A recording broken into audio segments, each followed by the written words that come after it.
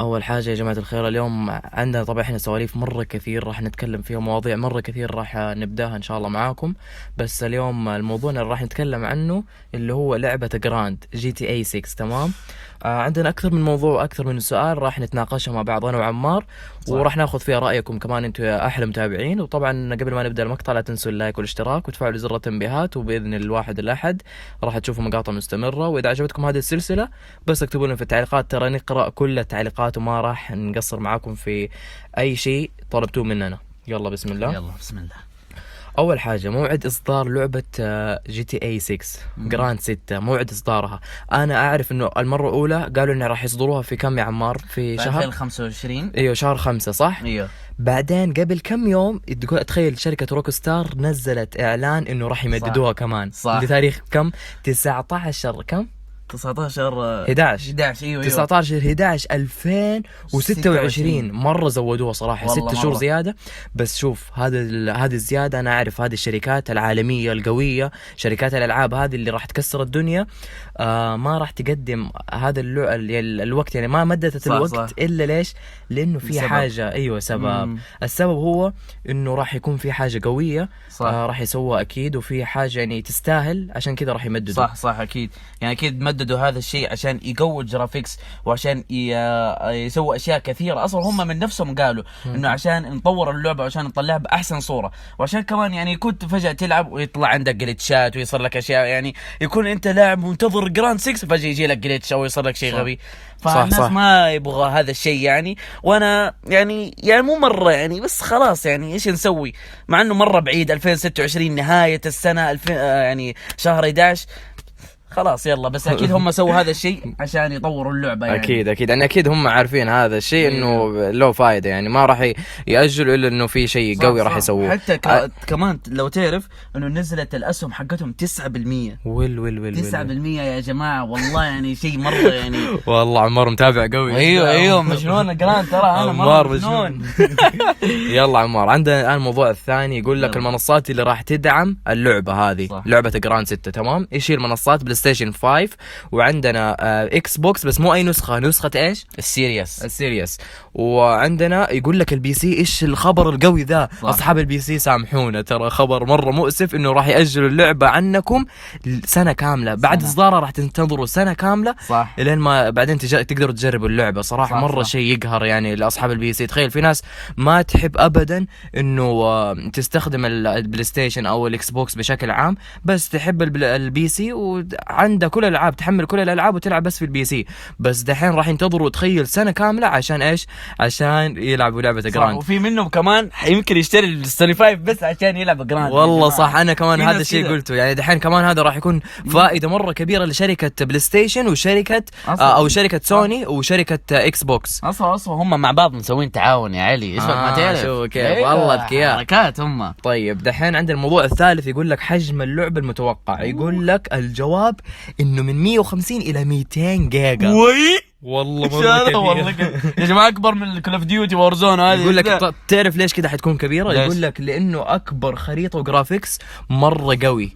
يعني جودة الوضوح مرة عالية، والخريطة مرة كبيرة. يعني حتخيل هيحطوا لك إيش المدينة؟ لاس فيغاس، فلوريدا، إيش ميامي. تخيل ميامي راح يحطوا في اللعبة كاملة ميامي. صح. نفس الموجودة في الحقيقة راح تكون موجودة في اللعبة.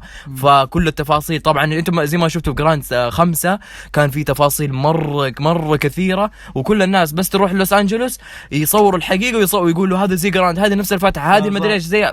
فتخيلوا هذا زمان يعني فترة طويلة. متى انطلقت 2015 16 كذا نزلت جراند 5. فقديم وكانوا مرة مبدعين. كيف دحين مع التطور والاي اي والذكاء الاصطناعي جنان. فأنا متأكد انه جراند 6 راح يكسروا الدنيا فيها مرة. هيكون فيه تفاصيل كلنا راح نستغرب ونتفاجأ منها. صح. عشان كذا اللعبة راح تكون مرة يعني كيف أقول لكم مساحتها مرة كبيرة. طيب حقهم كيف بيكون اللعبة الثنائي؟ يعني تنسيق بين الشخصيتين لكن بشكل أسرع وأذكى. أوكي هذا الشيء مو مرة مهم. عندنا المدينة وين تقع احداث اللعبه زي ما قلنا؟ فين؟ في نسخه اللي هي ميامي. اوكي. والمدينه اكبر واكثر تفاصيل من اي اجزاء سابق. يعني زي ما قلت لكم نفس الحين مع التطور هذا راح يضيفون تفاصيل مره كبيره وقويه، فشيء مره كويس.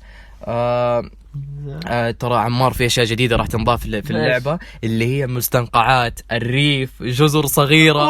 والله شيء مره قوي. يعني تخيل زمان لما كنا نروح البحر في لوس انجلوس، كنا نروح ايش اسمه هذا، لما نروح البحر خلاص بس نروح البحر ونرجع، نروح مساحات بعيده او مسافات بعيده وبعدين نرجع لنفس الشاطئ. بس دحين لما تروح مسافات بعيده ممكن تلاقي جزيره قدامك. والله شيء مره قوي. اول كنت تروح بعيد على طول تغرق تموت في الشخصيه خلاص كذا. والله دحين حيكون كلام، والله حيكون شيء مره قوي يا جماعه الخير. طيب عندنا ايش رايكم نغير الموقع التصوير؟ يلا قدام. عنده عمار نقطه مره مهمه يبي يتكلم عنها، اللي هي نقطه ايش يا عمار؟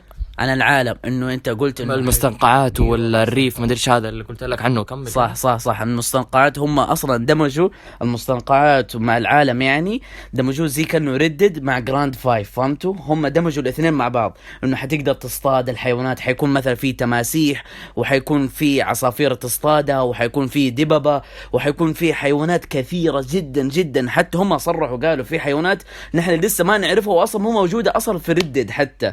فيعني هم سووا شيء مجنون يا جماعة. هم دمجوا بين اللعبتين جراند 5 ولعبة ردد 2، وانتوا تعرفوها اصلا انه كيف لعبة ردد مرة واقعية والتفاصيل مجنونة.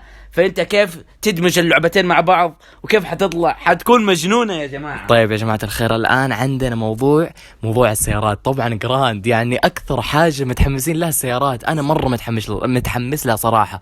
يتخيل السيارات في جراند 5 كانت مرة ممتعة، كانوا الناس يصوروا حياة واقعية، يعني يلعبوا اللعبة كأنه حياة واقعية. فدحين يقول لك السيارات راح تكون أفضل والسيارة راح تكون أثقل، يعني تحس كأنها حقيقية، كأنها قاعد تمشي في سيارة حقيقية. والله عندي فكرة، ايش رايك لما تيجي جراند؟ نفسي اجربها صراحة، يكون بدركسون، نشتري الدركسون وغيره زي كده. والله حتكون شيء مرة رهيب. ايش رايك انت؟ وي وربي فكرة عالمية. والله مرة عجبتني صراحة. والآن يقول لك دحين عندك شيء اللي هو أداء لعبة جراند على بلاي ستيشن 5. المفروض تشتغل بشكل جدا ممتاز، لأن اللعبة مصممة للجيل الجديد فقط. يعني شيء مرة قوي. واللعبة زي ما عمار ذكر انه راح تكون في تعاون ما بين شركة سوني وشركة روكستار، فشيء مرة رهيب. يعني أكيد راح يكون على أفضل مستوى، وعلى مرة رهيب راح يكون اللعب على بلاي ستيشن 5. الفريمات حيقول لك راح توصل في كم 30 فريم في وضع الجرافيكس العالي الهاي كواليتي. مرة شيء كويس. أنا أتوقع إنه مرة شيء كويس. أيوة لأنه هم أصلا سووا الجرافيكس مع الفريمات، فهو شيء مرة حلو. يعني حيكون اللعبة 4K و30 فريم على هذا السوني 5 يعني. فهمت؟ مرة حيكون حلو. والله مرة حلو. طيب نرجع لموضوع التأجيل. اللعبة نعم حتتأجل يا جماعة الخير لتاريخ 19/11/2026. يعني دحين احنا قاعدين نسجل أعمار اليوم كم؟ اليوم 16 و 16. تخيلوا يا جماعة الخير، يعني نفس هذا اليوم السنة الجاية بإذن الواحد الأحد راح يكون روكستار، راح تكون لعبة جراند باقي لها يومين 3 كم 4 أيام 3 أيام وتنزل. يعني والله حيكون حماس صراحة. حنكون جاهزين نصور له، حتى يمكن نصور بث يا جماعة الخير. فلا تنسوا انكم تشتركوا وتفعلوا زر التنبيهات عشان اي مقطع او اي بث ننزله في المستقبل ان شاء الله القريب على طول يوصل لكم. وهذه هي بالنسبة. خلاص نترك الجوال على جنب، راح نعطي رأينا عن اللعبة. أنا بالنسبة لي لعبة جراند مرة أحبها، وأحلى شيء جزئية اللي هي طور القصة صح. لما تيجي تختم وزي كده صراحة شيء مرة رهيب. والشيء الثاني اللي هو موضوع الحياة الواقعية، لما تلعب أنت وصاحبك أونلاين ومدريش كده وتبدأ أقول لك تدخلوا عالم ثاني اللي هو عالم الحياة الواقعية. بالله أنت إيش رأيك؟ والله حيكون شيء مجنون يا جماعة مرة. خلينا أول شيء نتكلم عن القصة حتكون مرة مجنونة، وهم قالوا تفاصيل عنها شويه، بس ما ادري يعني ايش انه قال لك انه سجن وزي كذا. انا احب الاشياء هذه مره، وحيكون يعني القصه يعني تديك مشاعر اكثر، يعني مو زي مثلا قصه حقت جي تي اي 5 يعني مو مره حلوه. في حيكون جي تي اي 6 حيكون القصه مجنونه. وكمان لانه اللعبه الحمد لله ان ايش حطوها في الستور السعودي، فهذا احتمال كبير يا والله كلام انه حيكون في لغه عربيه. قول والله والله واو، تخيلوا يا جماعة الخير، والله شيء رهيب. تخيلوا طول القصة يكون باللغة العربية، مره مجنون. وربي كلام. والله كلام.